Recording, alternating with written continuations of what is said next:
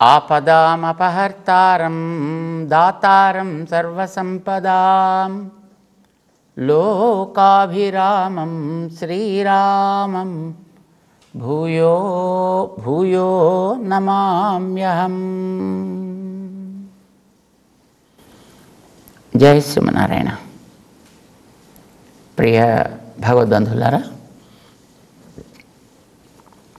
పనులు చేస్తున్నా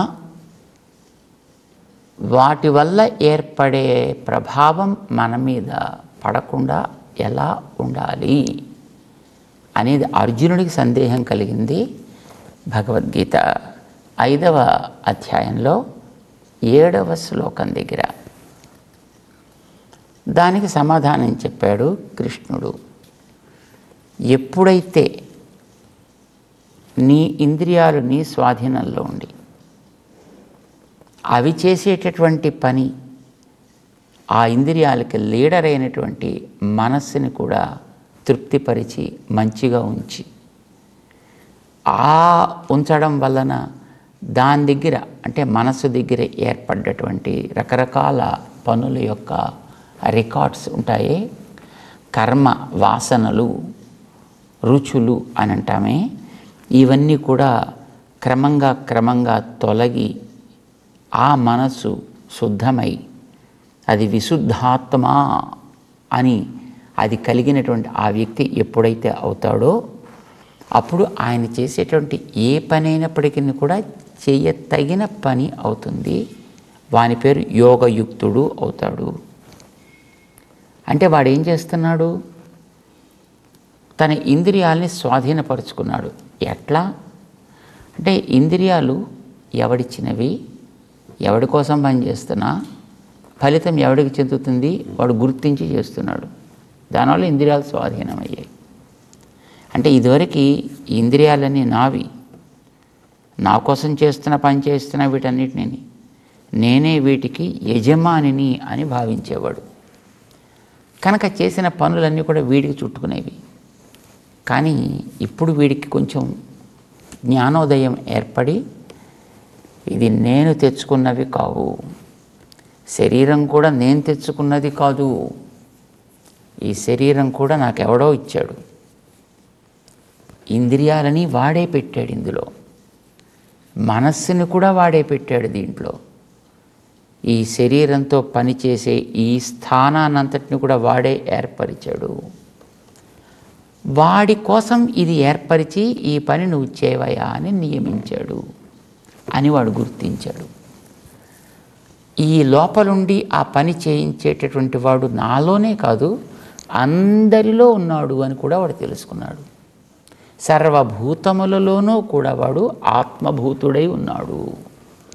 ఇది వాడు గుర్తుపెట్టుకున్నాడు. వాడికి ఒక పేరు పెట్టాడండి, సర్వభూతాత్మ. భూత ఆత్మ, సర్వభూత ఆత్మభూత ఆత్మ. సకల భూతాల్లోనూ ఆత్మగా ఉండేవాడెవ్వడో వాడే నాకు కూడా ఆత్మ. ఇది వాడు గుర్తించాడు. ఎందుకు వాడు ఆత్మగా ఉన్నాడు అంటే లోపలుండి పైనుండేటటువంటి ఆ పరికరాన్ని నడిపించడం కోసం. ఈ మధ్యన మనకి కొత్తగా వచ్చే సినిమాల్లో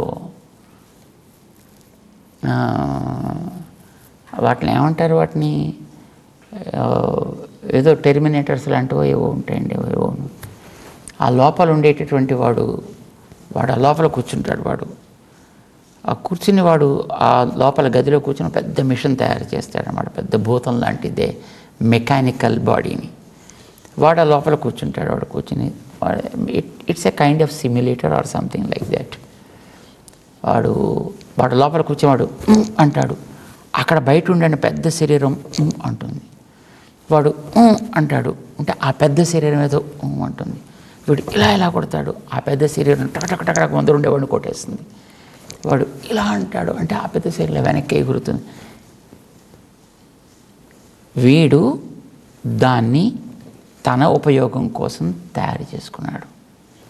ఆ తయారు చేసుకున్న దానికి అన్ని రకాల మోషన్స్ ఇచ్చాడు వాడు. ఇచ్చి వీడు ఇక్కడ ఇలా ఇలా నడు అని అంటుంటే అది అక్కడక్కడ నడుస్తోంది.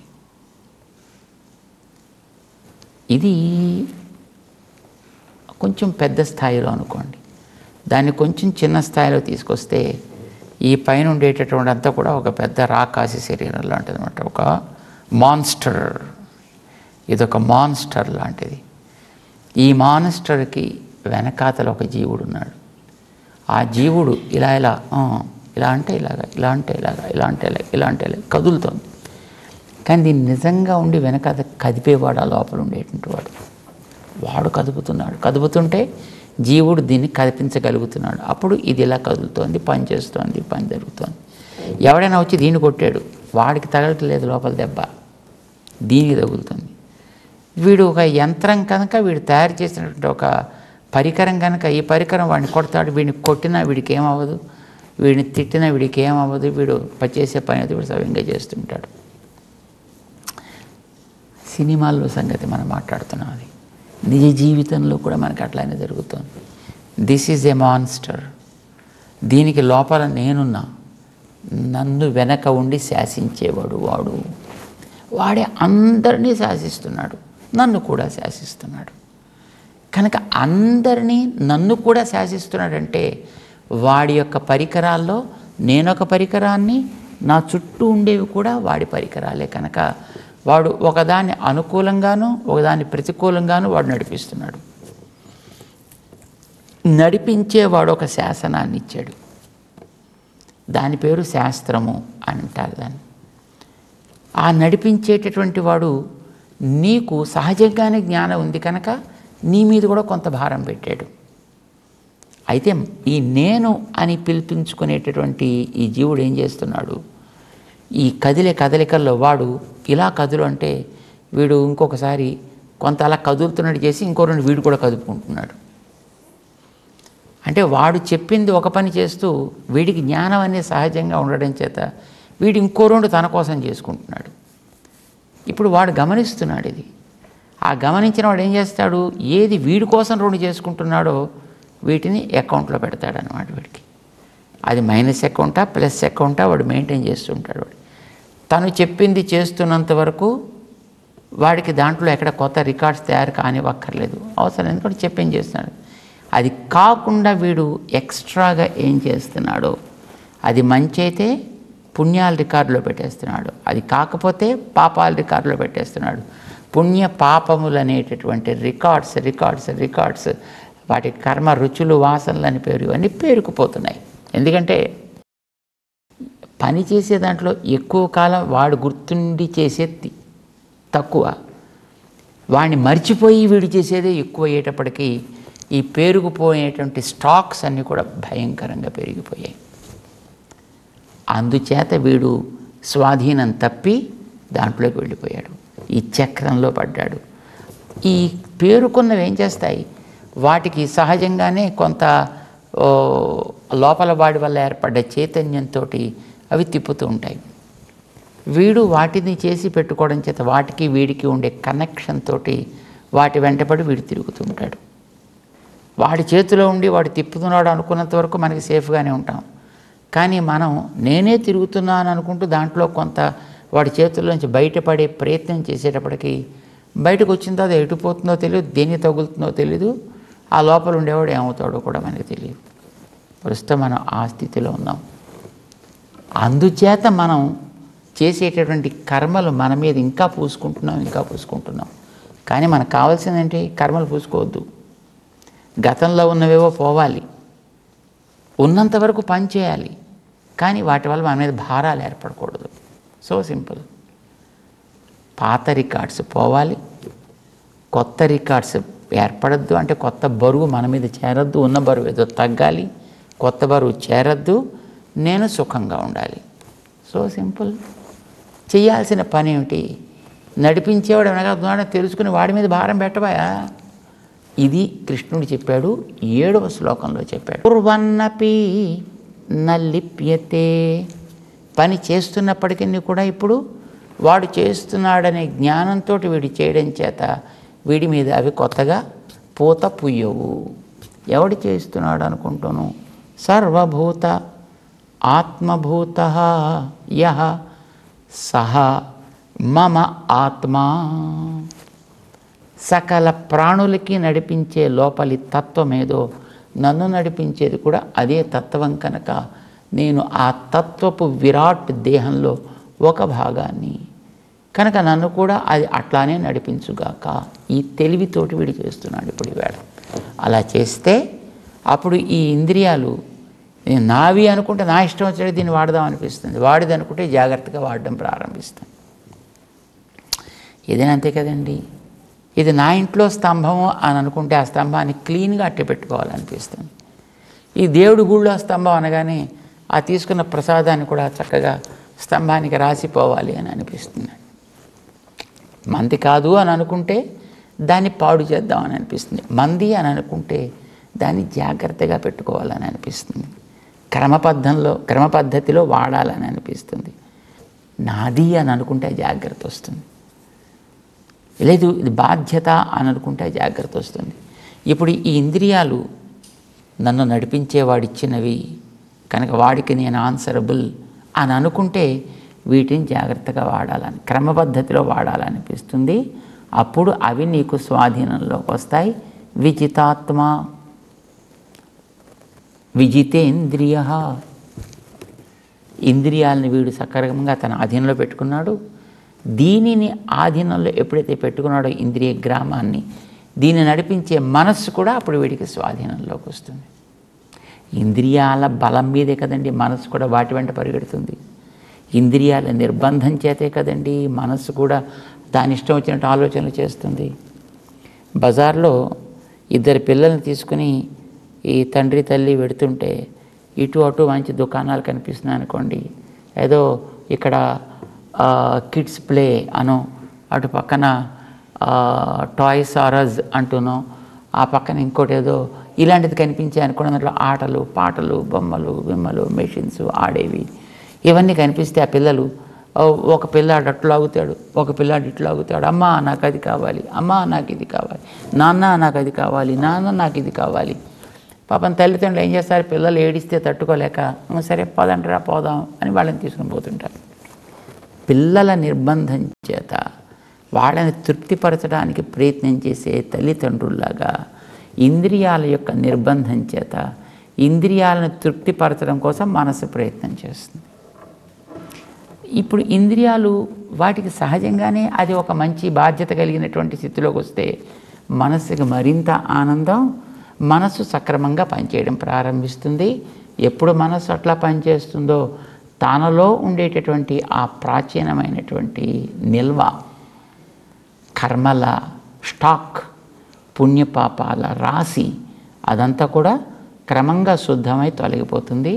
ఇప్పుడు విశుద్ధాత్మ, ఎప్పుడు వీడు విశుద్ధాత్మ అయ్యాడో అప్పుడు చేయాల్సిన పనులేవి, చేయతగని పనులేవి, ఎలా చేయాలి ఎలా చేయతగదు అనే దాంట్లో వీడికి ఒక స్పష్టత ఏర్పడితే యోగయుక్త విధేయాత్మ విజితాత్మ జితేంద్రియ. ఎందుకు వచ్చింది ఇదంతా? సర్వభూత ఆత్మభూతాత్మ. ఎప్పుడైతే వీడు తయారవుతాడో అప్పుడు వీడు కుర్వన్నపిన లిప్యతే. వీడు పని చేస్తున్నప్పటికీ కూడా చక్కగా దేన్ని అంటించుకోకుండా హాయిగా శాంతిని పొందగలుగుతాడు. ఏం తెలుసుకుని, నడిపించే వెనకాతల వాడిని తెలుసుకుని, దీన్ని మనకి కనిపించే దాని దగ్గర నుంచి జాగ్రత్తగా కనిపించని వెనకాతల వాడి దాకా తీసుకువెళ్ళాడు. అధ్యాయం చివరికి 29వ శ్లోకంలోకి వెళ్ళేటప్పటికి అక్కడ చెప్తాడు ఆయన, ఇది ఎందుకు నువ్వు చేయాలి అని అంటే, నువ్వు చేసే ప్రతి పనికి భోక్త వాడే, నువ్వు కాదు. ఇప్పుడు మనం ఏమనుకుంటున్నాం, ఇది నేను చేస్తున్నా కనుక నాది, ఆనందం నాది, సుఖం నాది, నా కోసం నేను చేస్తున్నా, నేను భోక్తని అనుకుంటున్నా మన పనులకి. నువ్వు కాదురా నాన్న, వెనకాతలు ఉండేవాడు. ఏదైనా ఒక వస్తువు రుచిగా కనిపించగానే అబ్బాబ్బా ఏం బాగుందండి, నాకు మరొకటి కావాలి, మరొకటి కావాలి.